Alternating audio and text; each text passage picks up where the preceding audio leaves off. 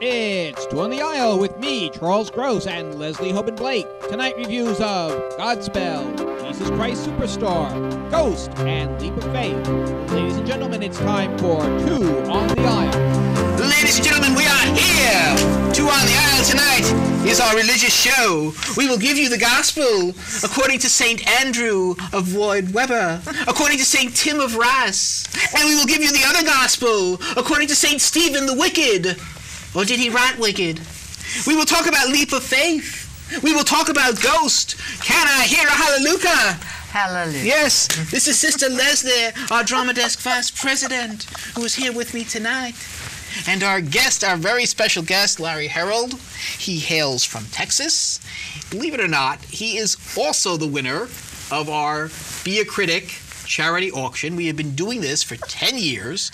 Last time we had someone finally took us up on it. First in like 10 years, and now we have the second one. It's either feast or famine, there Charlie. You go. That's the way it goes. There you go. And Larry, as I said, splits his time between Texas and New York. He is the playwright. You wrote a play called Sports Page. I did. Right? And it was produced in Texas. Yes, New York, there is theater in Texas. Yes, believe it. And what is Sports Page about? The Sports Page is set in 1966. It's at the moment that being a sports writer for a newspaper was the greatest job in the world. But it's also at the moment when television was elbowing newspapers out of the way.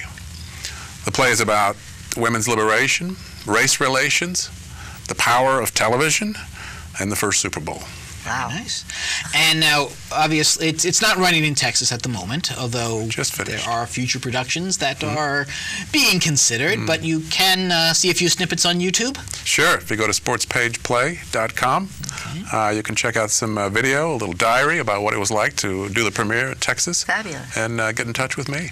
Right. Sounds great. So, ladies and gentlemen, we have had newspaper plays on Broadway. We have had sports plays on Broadway. So you saw it here first. We may have Larry back. That's right. As a produced playwright. Be here great. In New York. You never know. We've got a sports play there now. Following in the steps of other playwrights such as George Bernard Shaw or George S. Kaufman, Larry is our guest critic, and we are going to talk about Leap of Faith, a musical with Alan Menken did the music and Glenn Slater did the lyrics. And it is based on the Steve Martin movie of the same name, starring Raul Esparza as I guess he's a preacher. I guess. Kind of a flim-flam man. I guess he's supposed to be, but I never bought him as a preacher. I never wanted to go on his journey, such as it was with him, because I think you would need to believe that he was a good guy, turned bad, turned good. And I never believed he was good in the first place. Well, it's interesting because it does open with him coming out, daring us. Absolutely, by the sheer force of his personality, and Raul has that personality to follow him on this journey. And I think if you don't get him in that first minute, you lose him for the rest of the show. I just adore Raul. I'd watch him, across the street.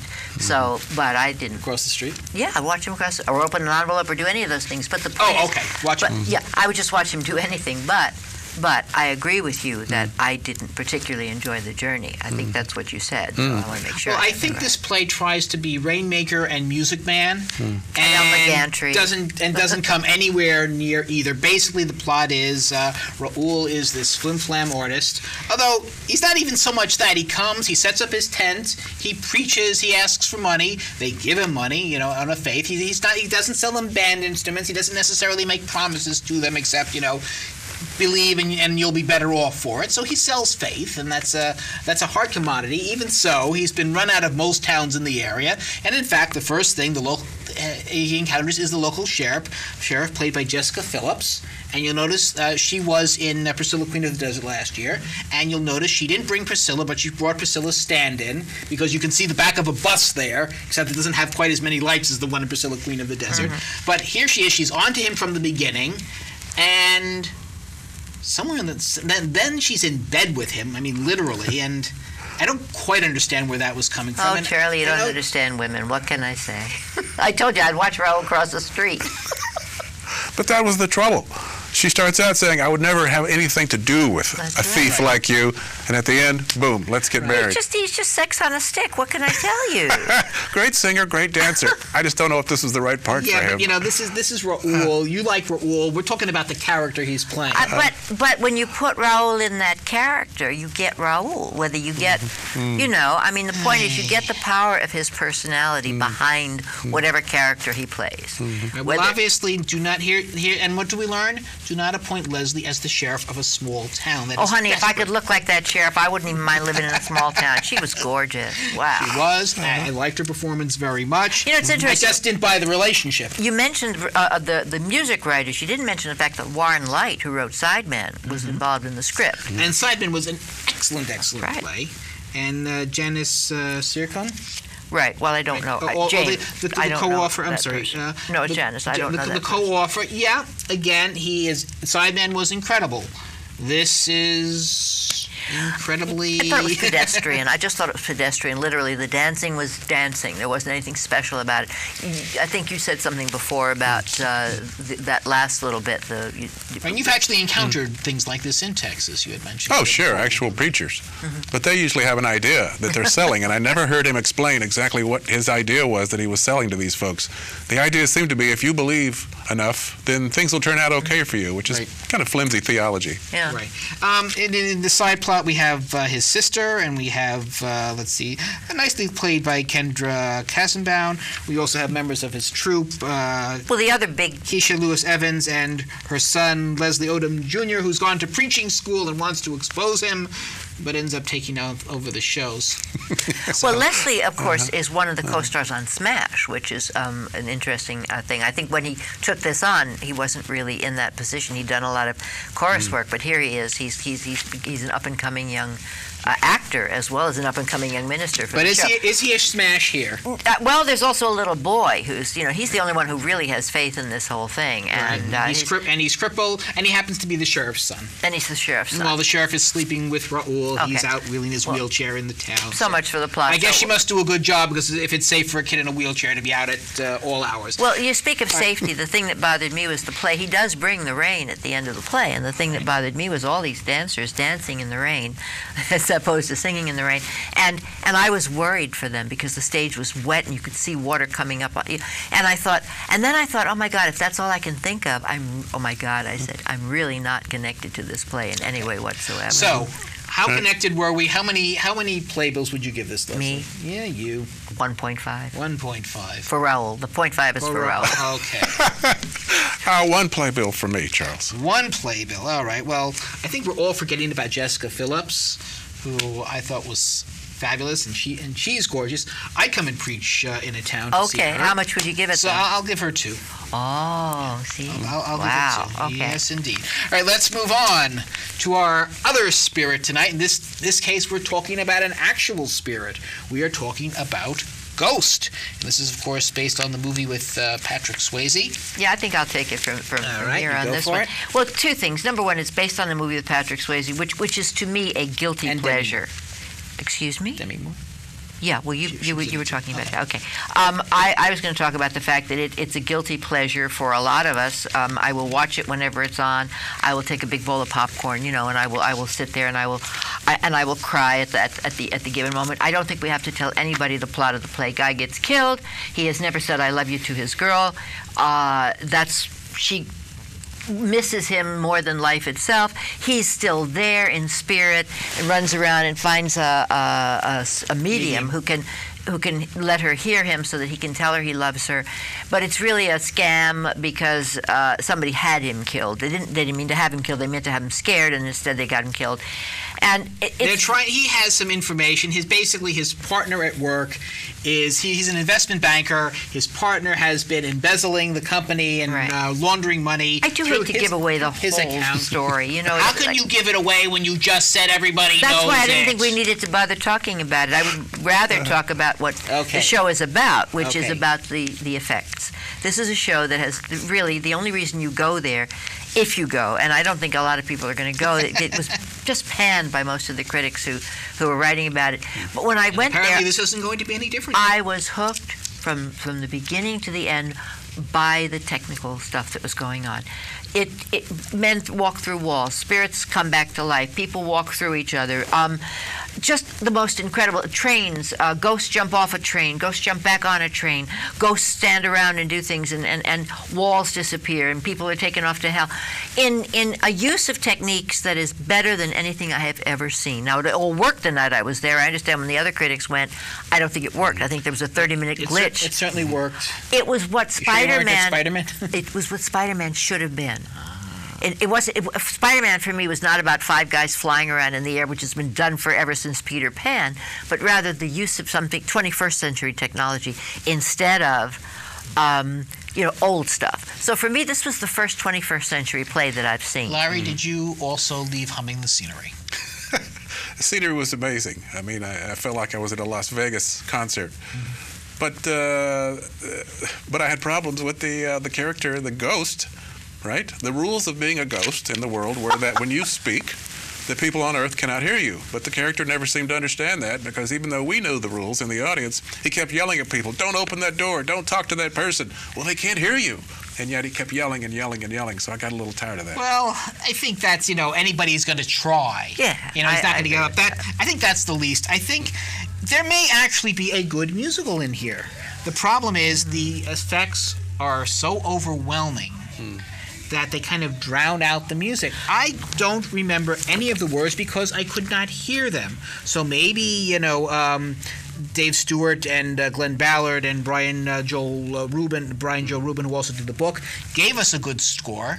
But I'm not going to know that until I buy the album, assuming that they make one, because it was so overwhelming with the special effects, which I agree were excellent and very impressive, but they kind of overwhelmed both the story and the score. The other thing I didn't mention was the dancing. This was dancing that was choreographed as if it were a dance company putting this together. It was so totally in alignment. I've never seen that kind of... you see tapping, you see other things where people dance together. But these people were a troupe. They moved, they did things... I was very, very impressed. There's somebody named Ashley Vallon. I've never heard of him or her. I don't know which one it is. I'm sorry. Before. But I was total... And again, nobody else seemed to think very much of the dancing. I found the way it was done in this troupe-like effect was very, very affecting. This is Matthew Warchus, by the way. Warchus, I think it's pronounced, by the way. And just, I think, for him to pull this together this way, without being a tech... I mean, he's a Shakespearean. He directs Shakespeare. This is not his kind of thing. There are ghosts in Shakespeare. It's true, there are. I can even name you could do some. Hamlet with this type of with these effects. So you could, and nobody has yet. But I think they will. My point is that I think this may be too soon. It may be. I heard people behind me saying they didn't come to see a movie; they came to see a play. But I was totally blown away by what was there. I was impressed at first when they saw they projected Ghost on the thing, and then they showed all the lights. That wasn't impressive. But when they started seeing people coming out of their bodies, people going through doors.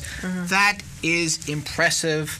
And I will say Richard Fleshman as in the Patrick Swayze role, Cassie Levy as his girlfriend, Divine Joy Randolph as the medium, the Whoopi Goldberg role, and Bryce Pinkham as the villain, all gave reasonably good performances. Again, overwhelmed by maybe they're better than they came out, but their presence could not match the presence of what. Yeah, I still walked out humming Unchained Melody.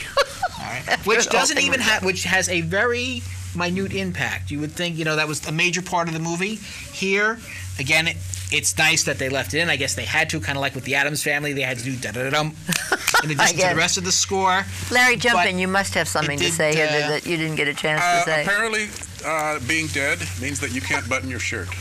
Because the main character goes through the entire show with his shirt open so we can see what a good-looking hunk he is. The two leads, to me, seem like a couple of kids that had won like a television singing show. I think you're right. As opposed to Broadway stars. So I did think the villain had something going. I thought he had a bit of charisma, more so than anyone else. You know what? I agree with you now that you mention it. Again, was it that they were over? That not talented, or were they just overwhelmed? No, by I the think scenery? it's exactly what Larry said. I think they won a contest somewhere. They had that I kind don't recall a of. reality show for casting. I know, directors. but they had that kind of lack of charisma that those people have in the beginning. Laura Osnes had it when she did Grease. I didn't like her at all, but she gained by the time she was in Anything Goes. I thought she had really grown as a personality. Yes. But they do seem like So first you won't be timers. dumping Raoul for any of them. No, Bill's still up there. Raoul, Are we gonna count playbills on this one now? I would think so. Okay, I think I'm gonna give it more than you guys. All right. I'd give it. I mean, understandably, because it's not. I'd give it a 3.75 Really? Okay. for the technical stuff I agree. and the dancing. I didn't appreciate the dancing I know, the way you nobody did, but the technical stuff is groundbreaking, very impressive. Thank you. But then again, I've never been to Las Vegas, so maybe they've been doing it there all the time. I don't know. But it's not something that you've seen on Broadway. Yeah, on the other exactly. hand, I like to go home humming the score, not the scenery. So three playbills. I saw some things on stage, technically, that I've never seen before. For that, I give it 2 playbills. All right. There we Thank go. you. You see, we're the nice ones. They always complain about the critics, but you get the set designers, the playwrights, the actors. We somehow, Much harsh. Yeah, much harsh. Right. Okay. Larry, thank you so Thank much you, for Larry. joining us. It was a pleasure meeting you. Thank you. Good luck. We hope to have you back here to Yeah. talk when your play is produced in New York. I'm going to YouTube to take a look at that. Again, it's called Sportspageplay.com. sportspageplay.com. That's hard to say. Okay, now we have a very unusual situation.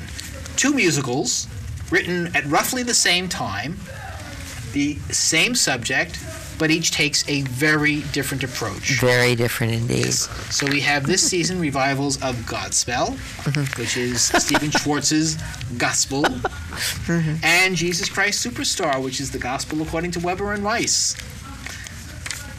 They take 2 very different approaches. Godspell is, I don't know if hippy dippy is quite the. I'd accept that. It's kind of Jesus out with his disciples, basically preaching, and they do all these stories. In the first act, I really enjoyed the first act, and they have all these topical references, notably Donald Trump, but also a very quick reference to Wicked, which Stephen Schwartz also wrote, and a whole bunch of other related subjects, and it's just so much fun. Well, right now, Plus songs like Day by Day. well, And people jumping and getting baptized, and there are trampolines on the stage, and it's really a good time. Prepare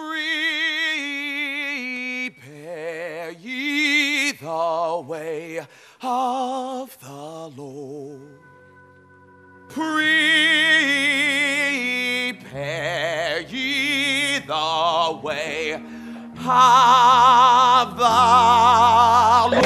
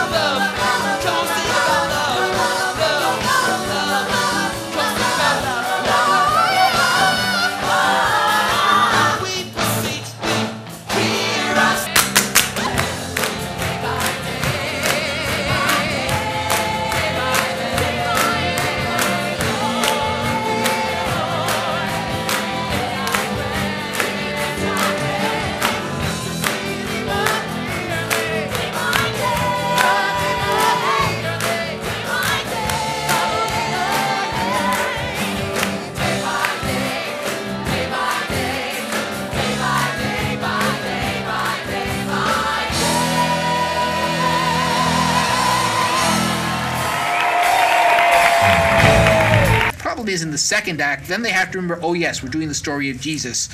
I guess we got to do the whole crucifixion thing. The whole crucifixion thing. And And it that'd be really- the way they say it, too. And they do a whole, it's really a 180 degrees. They have to get so serious, and all the fun is gone, and it really is not as enjoyable. Well, I'm glad you said that because, of course, I have to admit, and I do admit that I had to leave at the intermission. Not for anything that they did or didn't do. It was necessary for me to go at that point.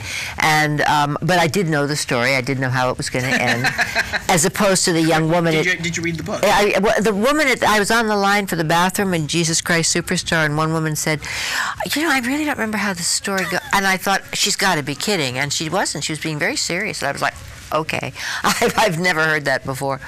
But the other same story, which we're seeing, is, of course, Jesus Christ Superstar, which is this big production that came down from Ontario, from the, what is it called? Oh, dear, I know this and I can't remember it. And it feels very 60s, late 60s, early 70s.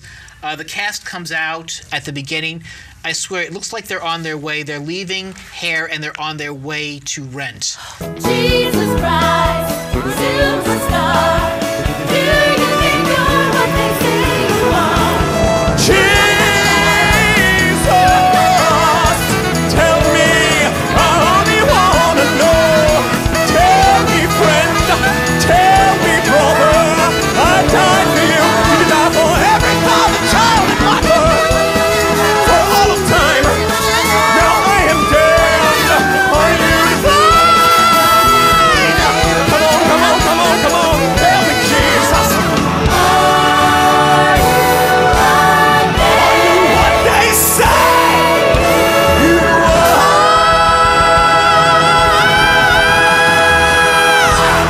Well, see, here's where this is Des McAnuff, and here's where who did Tommy as well, which was also started out as Jesus Christ Superstar did as a concert tape rather than a Right, than but a show. Superstar always, they had the theater in mind, Well, and Superstar was a musical and- on stage well before time. And what happens here is, I've seen it before. It was here at least about 10 years ago, and I didn't like it 10 years ago. I really was like, ugh. But this one attaches itself to the Occupy Wall Street time that we're going through. Even though it's set in the 70s, it relates to what's going Actually, on in it's set our in streets. Well, I know, in 33 AD, I know.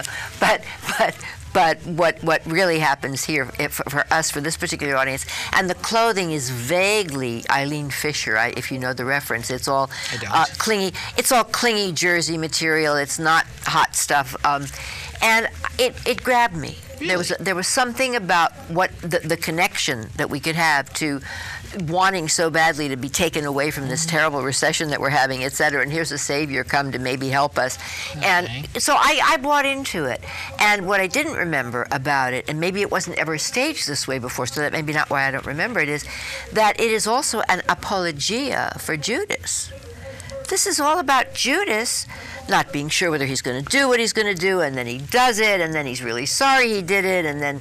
I was And like, he's also why is trying this- to advise Jesus. He's saying, Jesus, you're spending too much time with this Mary Magdalene. And he's really trying to. He feels he's trying to steer him on the. the way it was staged, I thought maybe he wanted a little Mary for himself. I mean, I wasn't sure about that. Okay, that part didn't come through. Well, but I have to tell you that what this play is not about Jesus. It's about Judas. This Josh Young, who got a nomination, and rightly so, is astonishing. His voice, well, we talked about charisma earlier, about Raul Esparza. This young kid, who's got lots and lots of credits, by the way, when you look him up, he's done almost every show there is to do, is an amazing talent. Just astonishing, vocally and physically. Sorry, that was my take on it. To me, I saw it more at face value. Again, you saw Occupy Wall Street. I saw Hair and Rent, which kind of they go together, I suppose. Yeah. It's big, it's loud, it's a lot more serious and a lot less fun, as far as I'm concerned, than Godspell. The only part that I really, really enjoyed was King Herod. He has this wonderful, one of the few patter songs that Reverend Weiss ever wrote. It is hilarious. I'm not sure who the actors. Maybe you can look that up for me. But to me, that was the highlight of the show. I can look that up for you if I can. So you are the Christ, you're the great Jesus Christ. Prove to me that that you're divine. Change my water into wine, that's all you need do. Then I'll know it's all true. Come on, King of the Jews. Jesus, you just won't believe the hits you've made around here. You're all we talk about, the wonder of the year. Oh, what a pity if it's all a lie. Still, I'm sure that you can rock the cynics if you try. For you are the Christ, you're the great Jesus Christ. Prove to me that you're no fool. Walk across my swimming pool. If you do that for me, then I'll let you go free. Come on, King of the Jews. Find it, I can look it up. And that was the part I really liked. Well, I remembered Everything Herod. else comes on is very intense. Bruce Dow Yes. is his name. I didn't find your Judas quite as charismatic as you did. Jesus wasn't all that. No, he really wasn't. He was very brooding and into his role, you know, kind of thing. That, but again, and that's how they do it. I liked Hunter Parrish much better in Godspell as Jesus. He had presence. I saw Corbin Bleu do it. Okay. So again, I wasn't seeing what you saw, so that has something to do with it too. That may have a lot to do with also, it. you're in a much more intimate setting, the Circle in the Square Theater. This is which is much smaller than. Yes. Neil Simon. Than the Neil Simon, formerly the Album. Yes. So there. Well, so but it sounds like you liked one and not the other. I did. I liked Jesus Christ. And I was surprised because having seen it and not having seen it that long ago, the only time I ever saw Godspell was in a little tiny theater where we were in a cage and they all performed around us. And that was fascinating. And I loved the music of, as you say, the first act. I agreed with you about that. The music in Jesus Christ Superstar is also somewhat memorable, but other than I don't know how to love him. Day by Day is. Yes, I correct. I don't know myself. how to love him is Superstar. Yes. Day by Day is. But but there was just a power to this, a very muscular. There was a power, but. You know, that was the loudness and the scenery and. I think I saw Herod played by an Elvis character in one time. I think you're thinking of Joseph in the Amazing Technicolor. Oh, I am. You're right. Absolutely right. Thank you. Which, interestingly, that's the other Bible story Reverend Rice did, and for my money, not as big, not as splashy. Better story. The best. I thought that the was best show that they ever funny. did. But that's for another time. Yeah. Okay. Okay. How many playbills for Superstar? Oh, okay. Superstar, I would give 4. Really? Godspell, I would give 1.5. Godspell, I would give 3.5. I think if it were just based on the first act, it would probably be 4.5. But the second act really. I get. Well, it's a downer. Yes, it deals with the crucifixion, but it just the joy and the playfulness. I missed all of the joy and playfulness. That musical has in its first act, it lacks in the second. Superstar is fairly consistent. What are you giving it? I'm going to give it Superstar. I'm going to give 3. Although King Herod.